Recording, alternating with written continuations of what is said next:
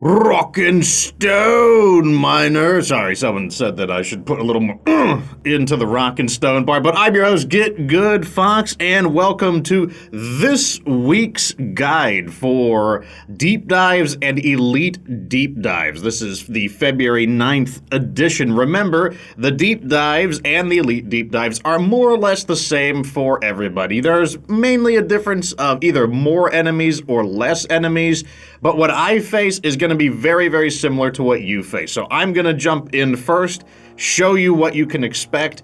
I'll show you both the deep dive and the elite deep dive, and then I will round it out with class recommendations, and of course I'll give you some tips along the way of how I overcame the challenges. So let's get started with the deep dive, which is going to occur in the biome Azure Well. And here we are with Mission 1. You're going to have to protect the drill dozer, so that's an escort mission. There will be one refueling event, but you'll also have to repair 2 mini mules. Note that it says repair, not salvage. That means you will not have to go through the shenanigans of fully restoring the drop pod. You just got to get the 2 mini mules. Overall, this is a very ordinary mission. It's going to feel like a Hazard 3 escort, essentially. There's 1 mini mule in the starting area, and then 1 more by the refueling point. Otherwise, very ordinary mission. But that's going to take us into Mission 2, where the difficulty is raised to Hazard 3.5. Your objectives will be to refine liquid morkite. That's an on-site refinement mission, and I experienced 3 breakdowns during the pumping process. You'll also need to kill 1 dreadnought, and it will be a glyphid dreadnought, the standard everyday one. There are mutators, though. Those are bonus effects, and it is a warning for a cave leech cluster. I found 4 cave leeches in total. Now, as far as the actual mission review goes, the main thing to look out for here are definitely going to be the cave leeches. Like I said, I found about 4. One of them grabbed my pal, then one grabbed me, then he knocked out 2 more after that. I don't know if you're going to find more than 4 if you play with 4 players, but I would say use the buddy system until you knock out all 4 of them, and then after that, you're probably going to be safe to disperse. In addition to that, I did find a golden loot bug. It was visible from the refinery, but hard to nail down an exact location. It also was going to wander around a little bit. You're also going to deal with that glyphid dreadnought. The best way to knock it out, the painless, easy way, would be bring a driller, get a sludge pump, and for a secondary weapon, the Collet wave cooker with the modification upgrade contagion transmitter. Sludge it, hit it with the Collet wave cooker until it gets the neurotoxin effect from the transmitter, and that is going to greatly slow down the dreadnought and make it very, very easy to kill because it just can't go anywhere. And then on top of that, the sludge acid and the neurotoxin from the transmitter will eat away at its armor and health. Very, very easy takedown. But that's going to take us into the final mission, Mission 3. For the standard deep dive, difficulty remains at Hazard 3.5, and your objectives are going to be to recover 1 data rack, so that is a full playthrough of the industrial sabotage right through the boss with the caretaker and everything, but in addition to that, along the way, you're going to also have to grab 150 morkite. There is a mutator in effect, and it's warning. Low oxygen. You're going to have to refill your oxygen periodically. If it runs out, you'll take massive repeated health damage. The sources of oxygen for this level are going to be your mule, molly, any ammo pods that you call in, and the hacking pods that are used to deactivate the power generators for the force field. They will provide you with oxygen until they inevitably leave back to the space rig and take the oxygen with them. Now, as far as the mission review goes, one thing you want to do is make sure you grab all of the nitro you find, unless you've got like a good 300 or 400 of it, because you're going to want to distribute some ammo pods for the boss so that you can move around and breathe at the same time. Along the way, though, I did find a Huli Hoarder. It was in one of the shield generator rooms. I also found a Betsy. Apparently, I walked by it one moment, came back in a side tunnel. Can't remember which one it was exactly, but in one of the side tunnels, Betsy was awaiting you. It is a sub-boss type of being that has 2 weak points, these weird alien growths on its sides. If you can disable both of them, then Betsy can be repaired, and it will join you in your fight against both the bugs and the rivals. Just beware, it does have a pretty nasty autocannon and a grenade launcher. The grenades don't explode immediately, though there is time to escape them. I found that the sludge pump quickly ate away at the health of the growths on it, so it wasn't that bad. Now, for some quick tips against the Caretaker, you're going to want to spend all of your nitro. Remember, there's no mission 4, so all of the nitro you have here might as well be used up. You kind of want to surround the Caretaker a little bit so that you can go and refuel your oxygen, and that's because you don't know what direction you're going to have to attack the Caretaker. You want to be able to potentially engage it from all 360 degrees because you don't know what angle his weak point is going to be accessible from. It can be a good idea to choose one main place to maybe have 2 of the ammo pods and then spread the rest of them out. As far as bringing the Caretaker down goes, the main thing you want is like a really hard-hitting but accurate weapon. So someone who just really bodies the Caretaker is the Engineer. The turrets will gun down the robot appendages, which makes the area safer. The turrets will just mow down all of the little things that it creates, the shredders. It'll help you take down any of the patrol bots. But if you've got the shard diffractor, which is the final secondary weapon for the Engineer, the beam just absolutely devastates the Caretaker. And then any other class that also has like a very precision-based weapon, so the Scout with an M1000, your Gunner that has either the missile launcher or the machine gun, anything that's very precise is really, really going to mess up the Caretaker. Unfortunately, the Sludge Bomb isn't as effective here. It is useful for knocking down the robot appendages, but that is what I would do to knock down the Caretaker. But now it's time to pull up our big boy pants because we're going into the Elite Deep Dive, which is going to take place in the biome Crystalline Caverns. I'd like to make a note that I didn't encounter any electrified crystals, which is really, really nice. The first mission, though, your objective will be to collect 6 alien eggs. I would expect 2 swarms out of the 6 eggs. You're also going to have to knock out a Dreadnought, which turned out to be the Dreadnought Twins. For the mission review, there was a dropped site ambush, meaning the enemies are already waiting for you outside of your drop pod. It was a mixture of glyphids and one spitball infector that had Overwatch on the area. A direct hit from a spitball infector is quite damaging, and its explosive effect can sometimes still damage you inside of the drop pod, so do be careful. Inside the primary room, there's just going to be this one big room that has most of the objectives in it.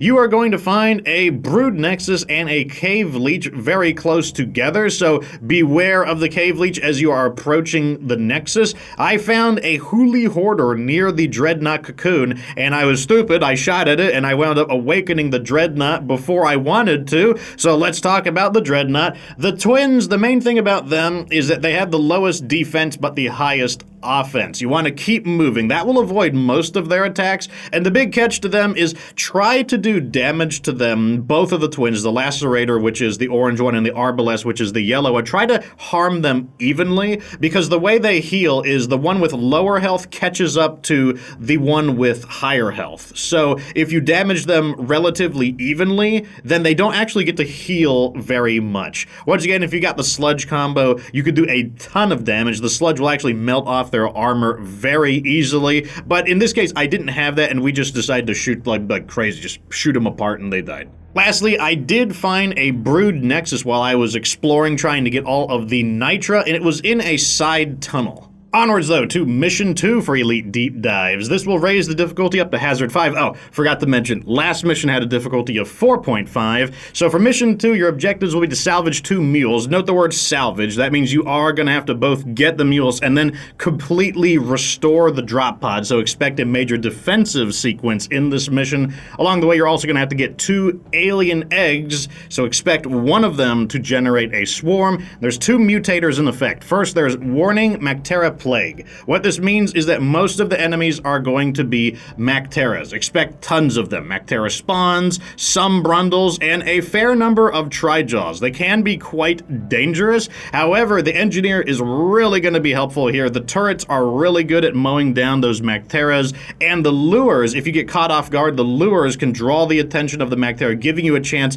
to recover from the ambush and fight back. The Gunner can also be quite good. The bubble shield, once again, a good panic ability ability, throw it down, regain your bearings on the situation, and the gunner's weapons will just shred through those macteras easily. Also, keep in mind that just because it's a mactera plague doesn't mean glyphids and other enemies will not show up. They just will be much less common than normal. The other mutator is Anomaly, Rich Atmosphere. This is a fantastic upgrade that is going to cause you to run very fast and have a squeaky, high-pitched chipmunk voice. It's going to be quite useful for helping you evade the enemies. Now for the stage review, I found the first egg in a tunnel shortly after dropping in, and I was immediately attacked by some macteras. Not very nice of them. Like I said, the macteras are going to be coming in squadrons, so you better be ready. Like I said, the engineer is going to be super, super good here. I did find a cave leech near the drop pod. I only found one though. Perhaps I didn't explore thoroughly enough, but be aware of one cave leech.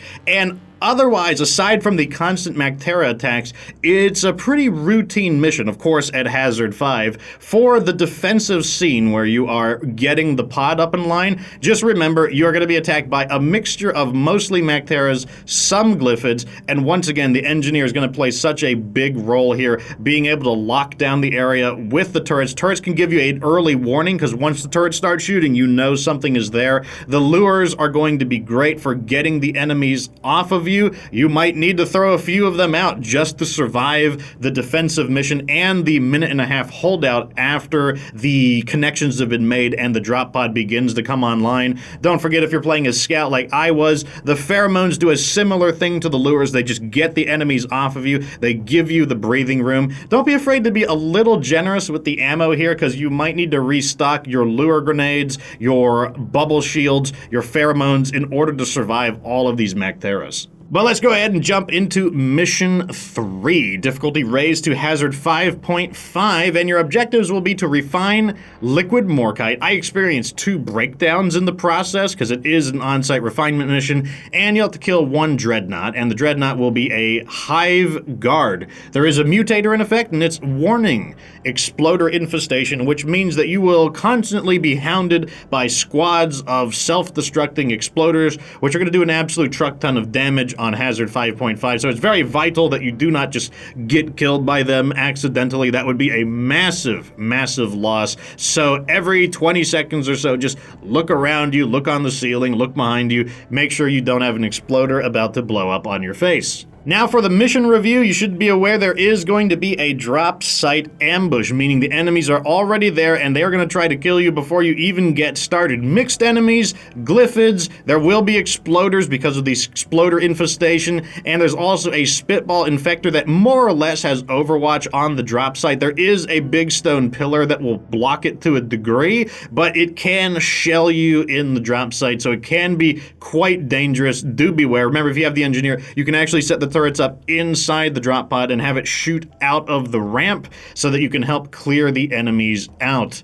In addition to this, though, the main enemy of this map is going to be the terrain. The terrain is just very jagged, very dilapidated, and as you fight, as you battle, and as the exploders begin to chunk away at the battlefield, it's just going to get pockmarked in craters. It's going to become quite rough. The actual pumps themselves are not inaccessible, but the battle is just going to get very deformed due to all of the exploders. It's going to get very easy to get trapped on things, and to make matters worse, we did bump into a detonator. I mean, would it be even an elite deep dive if we didn't run into at least one detonator? It actually showed up right when I said, are we going to do this without getting a detonator? The detonator, obviously, when it explodes, it's going to even further deform the terrain, which can make it quite dangerous. As far as the boss fight goes, the Hive Guard, although the Hive Guard's not a very challenging enemy per se, the rough terrain really works to the Hive Guard's advantage because you get caught on things very easily. You could slip and just take some falling damage. It might knock out your shields.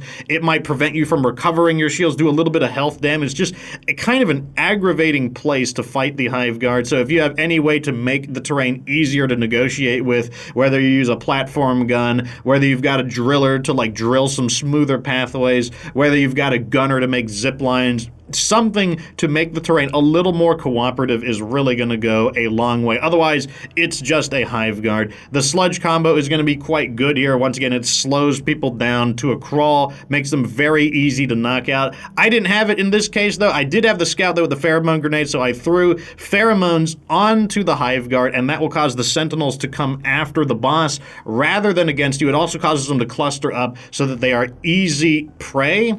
The main thing, though, is just beware when you do make the hive guard vulnerable to health damage. It does start sending out those like explosive mines, and at this point in the game, you just don't want to accidentally get taken out. Also, remember, exploder infestation.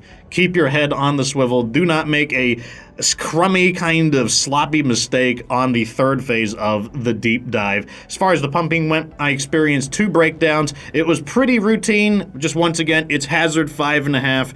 Do not let your guard down and expect those incoming exploders at all times. And once again, beware of the terrain. It's very easy to get just trapped, get caught on something, fall down something, just take unnecessary damage, and that could risk it all. Alright though, so let's go ahead and wrap things up with the class recommendations, starting with the deep dive. Now, every class obviously has something to bring to the table here, but I think just by far and away, the engineer is going to dominate the first deep dive. You have a lot of defensive scenes. You've got the entire escort of the drill dozer, including the Amarin defense scene. You've got the hacking pods for overloading the power supplies. A lot of opportunities to use turrets to a great effect. In addition to that, the shard diffractor is really good at shooting down the rocks during the Amarin part, and then against the caretaker, the shard diffractor is just absolutely going to own it.